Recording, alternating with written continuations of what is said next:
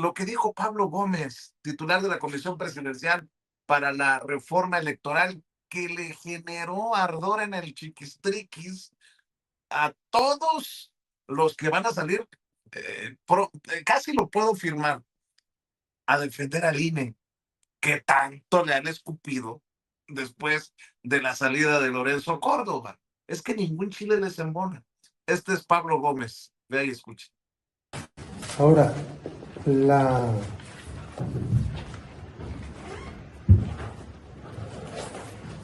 el aparato administrativo y judicial electoral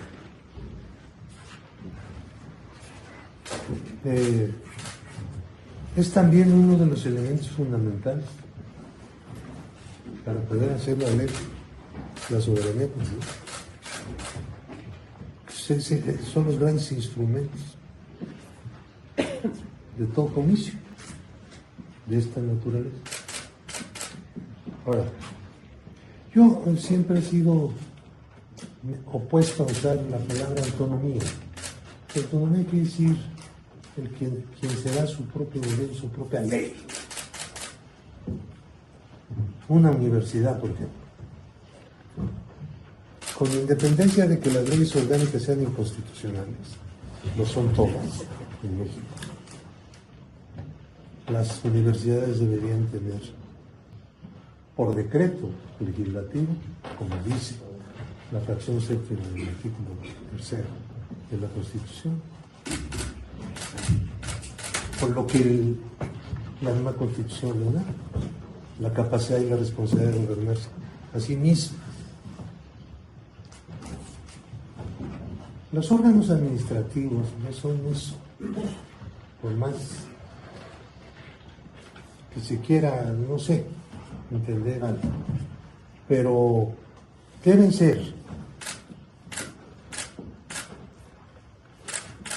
tener plena independencia en sus resoluciones,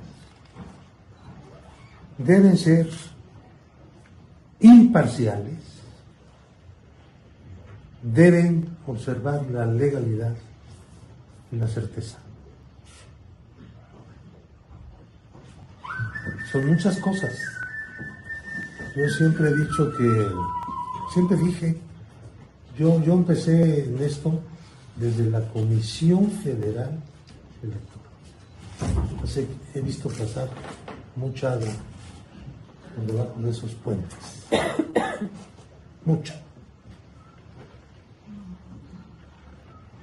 Yo siempre he dicho que la idea de que los partidos no tuvieran representantes con voto de los órganos electorales pues era el eje de todo. Sin embargo, siguieron teniendo años y años. Estas declaraciones de Pablo Gómez han generado mucho problema en la oposición. Manuel López San Martín, por ejemplo, la mascotita de Ricardo Salinas Pliega, ¡fuera máscaras! Pablo Gómez afirma que un órgano administrativo como el INE no puede ser autónomo. La reforma electoral de la 4T es un riesgo para la democracia. Dijo Pablo Gómez, no puede ser autónomo, pero debe tener independencia en sus resoluciones. Eso para arrancar, mi querido Norman Pearl. Vicente, Paco, Jaime y toda la audiencia. Bueno, hay que reconocer que hay cierta confusión, ¿no? Con el planteamiento de Pablo Gómez, porque cuando tú hablas de autonomía, pues tienes que pensar en una independencia total. Cuando él plantea, y lo hace muy bien Pablo Gómez, va diferenciando hasta dónde puede llegar la autonomía de un ente, ¿no? Y yo creo que eso se tiene que aclarar de alguna manera, porque de otra forma, pues se va a dar lugar a especulaciones, ¿no? Y aquí, o interpretaciones. Y la interpretación, pues es muy importante, porque la interpretación a veces define hasta conductas, ¿no? Fíjate que yo me quiero referir específicamente a lo que nos cuesta a nosotros, hablando ya de la reforma electoral, de lo que nos cuesta a los mexicanos tener un órgano o tener un un proceso electoral. Por ejemplo, por año, este año, sin ir muy lejos, que no hay elecciones, le va a costar al pueblo de México 40,000 millones de pesos si se consideran los 7,700 millones que se entregarán a los partidos políticos nacionales para su gasto ordinario, no para campañas. Otros 7,000 millones que reciben los partidos a nivel estatal. El presupuesto del Instituto Nacional Electoral, 14,099 millones de pesos en 2026. El Tribunal Electoral del Poder Judicial de la Federación, que ejercerá 3,749 millones de pesos.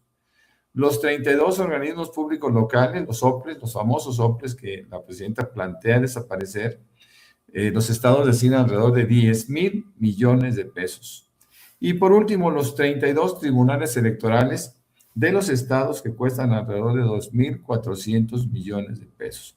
Creo que esta cantidad, este dinero, es más que suficiente para por lo menos hacer un análisis de lo que está pasando en el país en términos de costos. Sabemos perfectamente bien que en prácticamente el resto de los países del mundo el voto es muchísimo más barato que en México. Y nosotros tenemos que hacer lo posible, el gobierno lo está haciendo, por reducir estos costos. Fíjense que he estado viendo lo que llevamos del proceso electoral, y más que el proceso electoral, lo que llevamos de este proceso para determinar una reforma electoral, es muy interesante, sobre todo porque el gobierno decidió darle voz, que no voto, a una oposición compuesta fundamentalmente por ex funcionarios del INE, que ahora se quieren abrogar derechos como Leonardo Valdés y Lorenzo Córdoba Vianello a través de Somos México. Fíjense qué chistosos. Estos personajes que fueron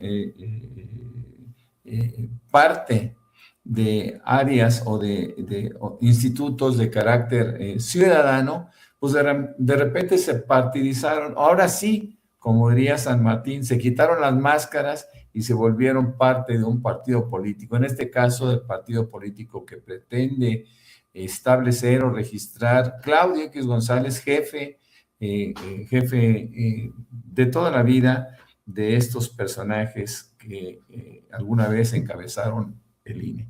Pero ellos se plantean la necesidad o se abrogan el derecho de decidir cómo será el nuevo INE, ¿no? Cómo será inclusive la reforma electoral, diciendo que tuvieron su oportunidad.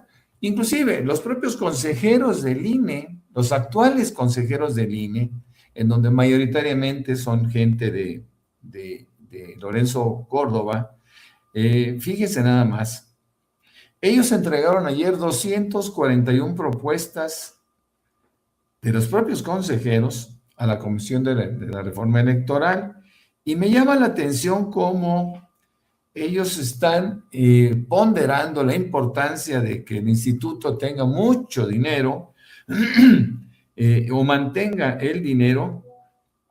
Para ellos hablan de mantener la autonomía del Instituto Electoral y garantizar un presupuesto suficiente mediante una fórmula basada en el Producto Interno Bruto. Es decir, si tú tienes que el Producto Interno Bruto de México es de tal monto, ellos quieren un pedacito. O lo mismo también con el crecimiento del padrón electoral, que eso sería o tendría cierta lógica, ¿no? ¿Por qué? Pues porque simplemente no es lo mismo atender a 120 millones a 100 millones de electores como estuvieron en el 2024, 99 y fracción, a que atender a 110, ¿no? Y en ese sentido, pues hay que abrir más casillas y hay más gasto, etcétera. Eso podría tener cierta lógica. Lo que no tiene lógica es el planteamiento que hacen fuera del ámbito de los partidos políticos, es querer imponer condiciones previas. No hay que olvidar que el pueblo de México tiene representantes populares y es la Cámara de Diputados quien habrá de votar y después la Cámara de Senadores para determinar en qué sentido irá la reforma electoral. Siempre hemos visto que los socios de Morena, el PT y el Verde, son los que realmente van a complicar los acuerdos para esta reforma electoral y sin duda habrá concesiones para estos partidos que eventualmente beneficiará a los otros, ¿no? A los otros partidos pequeños como el PRI, como el Movimiento Ciudadano y el mismo PAN que cada día se empequeñece más. Creo que esta reforma electoral nos va a traer muchas sorpresas y entre otras habrá esos ajustes que demandan los socios porque sin ellos no podría ir. Sabemos también que en el Senado no se tiene una mayoría calificada y tendrán que acudir a negociar con Movimiento Ciudadano. Con respecto a lo que se platicaba al principio, que el maestro Paco fue tan enfático, pues sí es cierto, la pluralidad es necesaria. La gente debe conocer diferentes voces. Los medios tenemos la obligación de tragar sapos, mi querido Vicente, porque es la audiencia quien debe de ir calificando, ¿no? Yo creo que hay que escuchar a todos.